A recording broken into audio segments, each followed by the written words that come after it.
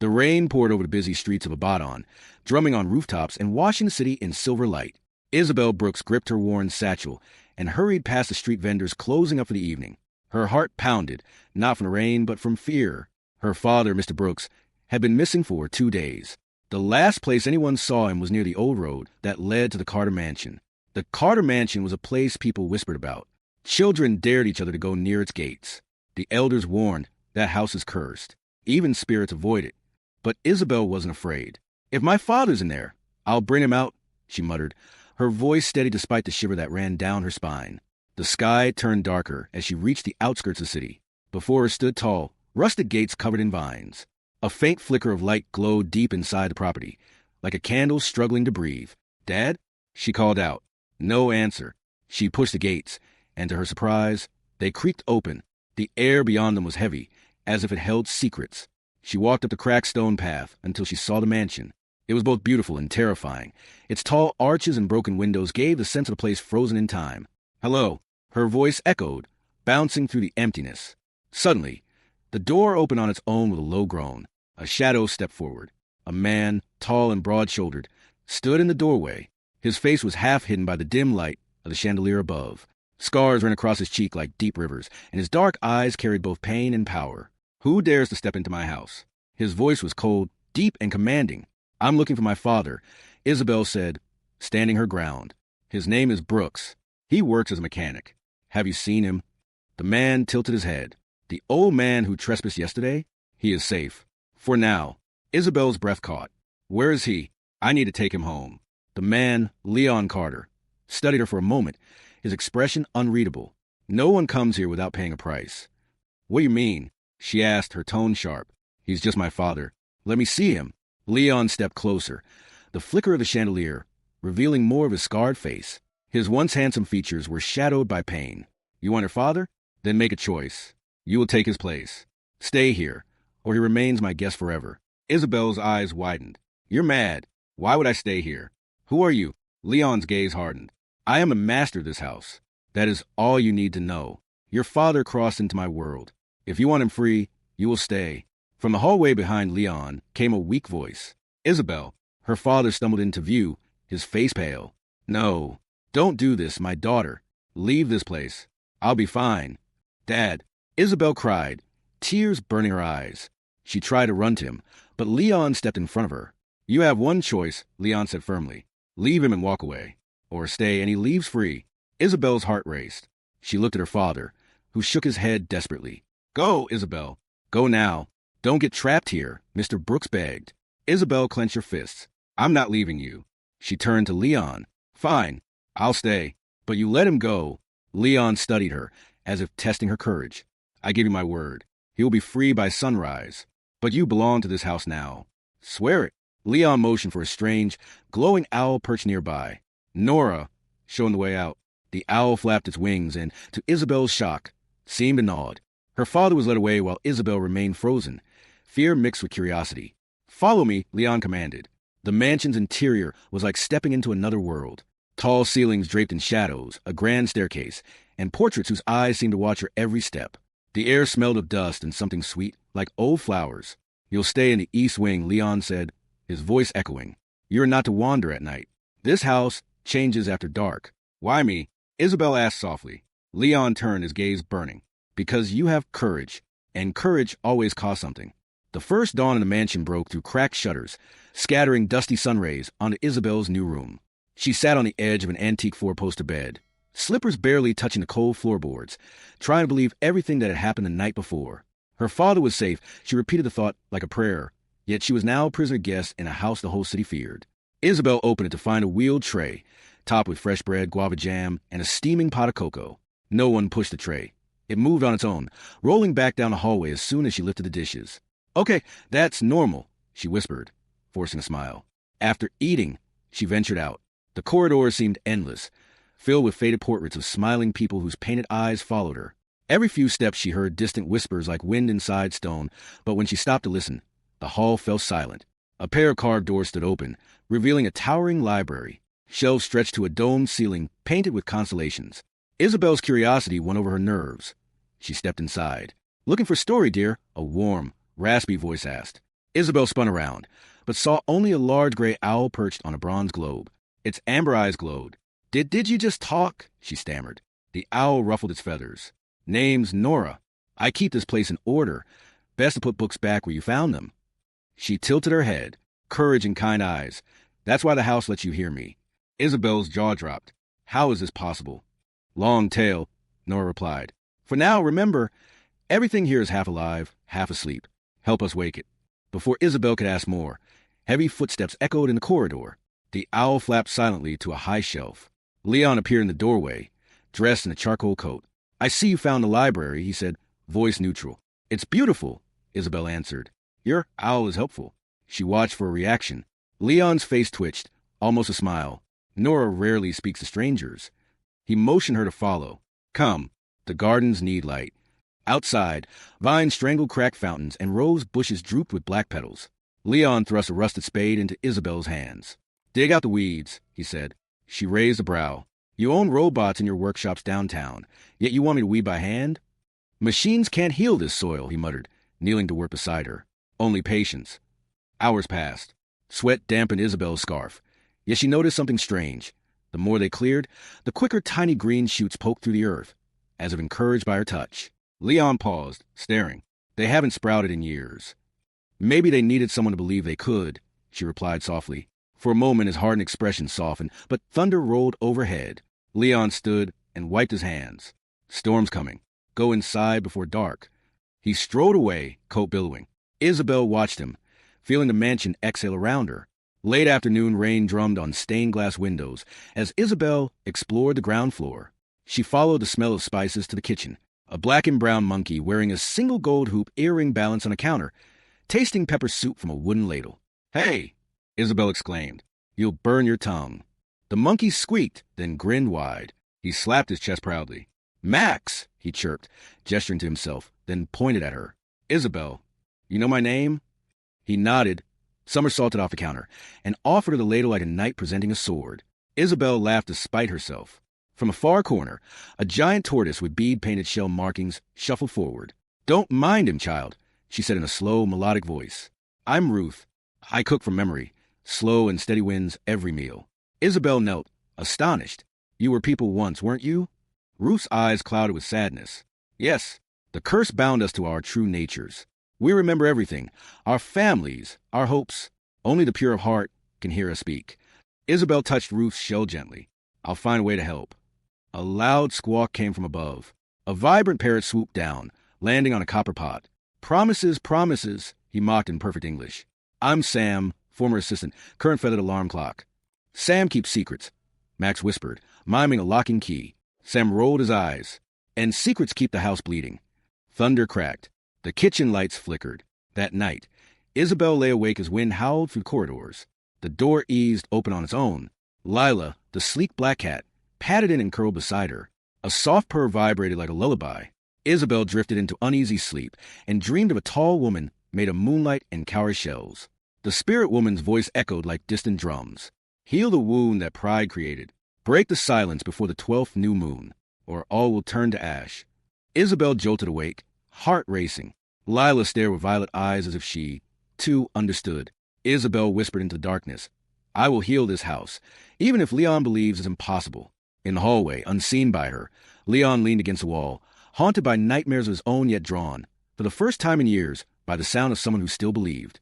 Morning sunlight streamed through the east wing windows, and for the first time the beams looked golden instead of gray. Isabel stood in the doorway of the grand hall, rubbing sleep from her eyes. Overnight, faint green vines had crawled along the cracked marble floor as though the house itself had started breathing again. Isabel followed the smell of cinnamon to the kitchen. Ruth the tortoise was already stirring a pot twice her size, humming a lullaby. Max leapt from shelf to shelf, sprinkling nutmeg, while Sam the parrot delivered loud commentary. Careful, Chef Max. Sam squawked. Too much spice and our tongues will fall off. Max stuck out a playful tongue and mimed a dramatic swoon. Isabel chuckled, grabbing an apron. Need an extra pair of hands? Always, Ruth answered slowly. Love and laughter season food better than salt. As they worked, the battered copper pans hanging on the wall began to shine by themselves. Isabel pointed, wide-eyed. Did I do that? Perhaps the mansion likes your warmth, Sam replied, fluttering his wings. Keep doing whatever you're doing. After breakfast, Isabel wandered toward a heavy oak door she had not opened before. Inside, rows of unfinished inventions collected dust. Sleek drones, solar tiles, holographic blueprints. Leon stood at a bench, soldering delicate wires. His scars caught the lamplight. He looked surprised to see her. "You're up early," he muttered. "I wanted to know what a genius does at dawn," she teased, stepping closer. "Why did you stop building these?" Leon's shoulders tensed. Creation felt pointless once everything was taken. Isabel ran a finger across a holographic bracelet, projecting tiny stars. "Nothing's pointless if it can still help people." She gazed at him with quiet challenge. "Show me how it works?" The ice in Leon's eyes thought a degree. "All right, press that button." She did. The bracelet painted constellations across the ceiling, moving, swirling galaxies. Isabel gasped. For a heartbeat, Leon watched her wonder and almost smiled. Later, they returned to the neglected garden, where they had weeded 2 days earlier. Tiny buds now dotted the soil. Isabel knelt, gently straightening a bent shoot. "You gave them life," Leon said softly. "No," she replied, patting the earth. "We did." She stood, brushing dirt from her hands. "There's something beautiful buried under your anger, Leon. Let it grow." He stared at her steady gaze, the dirt on her cheeks, the stubborn hope in her voice. A flush of color warmed his scarred face. Without warning, Max scampered up, holding out a small wooden box. He mimed winding a key. Leon opened it. Inside lay a tarnished silver locket. He swallowed hard. "I thought this was lost," he murmured. "Who does it belong to?" Isabel asked gently. "Grace," he answered. "She left when I changed." His voice cracked for the first time. Isabel touched his wrist. "Tell me about her. Tell me truthfully." They sat beneath an ancient baobab at dusk. Fireflies blinked between its branches, while Nora the owl perched overhead, keeping watch. Leon's voice was barely above a whisper. "I was brilliant and proud," he began. "I wanted my company to change Africa's future, but I crushed anyone who slowed me down, especially Lydia, a young intern. I blamed her for a failed prototype, humiliated her in front of the team. That night, she took her own life." Isabel's chest tightened. She placed a hand over his. "Grace tried to make me see my cruelty," Leon continued. "I refused. We argued while driving. The crash scarred me, and the spirit woman appeared from the wreckage. She said my heart was uglier than my face. She cursed me and everyone who enabled me." Tears traced the edge of his scars. "I deserved it." "No," Isabel said firmly. "You deserved a chance to change. That's why I'm here." She squeezed his hand. "We will honor Lydia. But first you must forgive yourself." Leon's breath shuddered. He nodded once, as if accepting a verdict. That night, soft piano notes drifted down the corridors. Isabel followed the sound of the ballroom, where glossy, dust-covered keys moved on their own. Lila the cat sat atop the piano, paws dancing. Sam fluttered onto a candelabra and began to sing in pidgin and English, weaving Lydia's favorite hymn into melody. One by one, ghostly lanterns flickered to life around the room. Leon entered, drawn by the music. Without thinking, he extended a hand to Isabel. She hesitated, then placed her palm in his. They moved slowly, awkwardly, but with every step the chandelier above burst into radiant light, scattering hundreds of shimmering motes like fireflies. Ruth and Nora watched from the doorway. "The house remembers joy," the owl whispered. Dawn broke again, and Isabel rushed outside.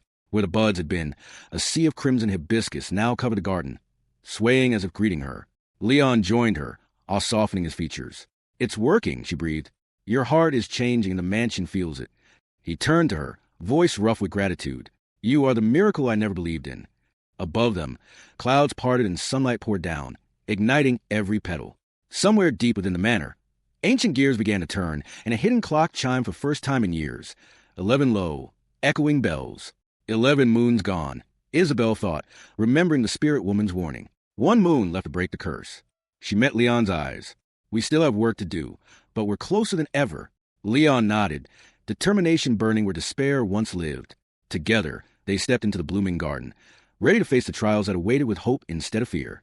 Lightning cracked over the mansion, turning the sky violet. Inside, chandeliers flickered and dust rained from the ceiling. Isabel and Leon raced through the hall, hearts pounding. It had been exactly 1 month. Tonight, the 12th new moon would rise. Nora the owl glided toward them, wings weak. "The curse is tightening," she rasped. "We are slipping back into darkness." At her talons, Max the monkey crouched, fur fading like smudged chalk. "Can't feel my hands," he whimpered. Leon knelt. "Hold on, cousin. I swear I'll fix this." Ruth the tortoise dragged herself across cracked tiles. "Leon, face the truth," she said, "or we vanish forever." A cold wind surged down the corridor. Portraits shattered, vines shriveled. The house groaned like a wounded animal. Mirrors along the wall fogged, then flashed bright. From their surfaces stepped a spirit woman, tall, cloaked in moonlit cloth, cowrie shells circling her head. Leon bowed his head, voice shaking. Please, spare them. Punish me alone. She spoke calm and clear. Your sin began with pride, Leon Carter, but silence kept alive. Speak the whole truth, or the mansion will crumble to dust by dawn. She turned to Isabel. And you, brave heart, love alone is not enough. Love must be honest. The mirrors darkened. She was gone. Isabel grabbed Leon's hand. Tell me everything now. His eyes filled with fear. I told you about Lydia's death, but not the worst part. I destroyed the proof of my mistake to protect my reputation. Her family never even heard an apology. He swallowed hard. I buried the evidence in my workshop. If I admit it, my old company will collapse. Employees will lose jobs. Isabel's voice rose. And if you stay silent, everyone here loses their lives. Choose, Leon. Floorboard split with a thunderous crack. Sam the parrot shrieked, feathers turning to ash in midair. We're out of time, boss. Panic seized Leon. Isabel, leave. The gates may still open for you. She shook her head, tears bright. I won't leave family behind. Yet the terror on his face shook her resolve. She ran toward the front door, but as she stepped outside, icy rain lashed her skin. She heard Max's fading cry and Ruth's shell cracking. Love pulled her back. Isabel spun, sprinting into the house again. Leon. She found him on the second-floor balcony, staring at the dying garden. Stones fell around them. Isabel caught his arm. You don't have to be perfect to be loved, she said, voice steady. You only have to be real. Leon's shoulder sagged. Real means confessing to the world what I did. Then confess, she answered.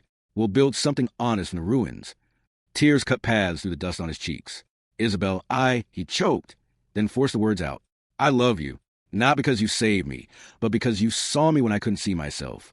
Isabel's eyes softened. And I love the man who chooses truth. She placed her hand over his heart. Let's free everyone, starting with you. Leon raised a trembling hand, pressed a hidden locket, Lydia's name engraved, into Isabel's palm. I'll send the evidence to her family and release a public confession. Whatever happens, I accept it. The mansion shuddered. Cracks sped across the walls like lightning. But instead of breaking apart, they filled with gold light. Leon bent, kissed Isabel, gentle, reverent. A roar wind burst in the house, sweeping vines, dust, and darkness away. Windows blazed with warm candle glow. Max's laughter echoed as color returned to his fur. Nora spread her wings, feathers brighter than moonshine. Ruth stood tall in human form, tears mixing with spices still clinging to her apron.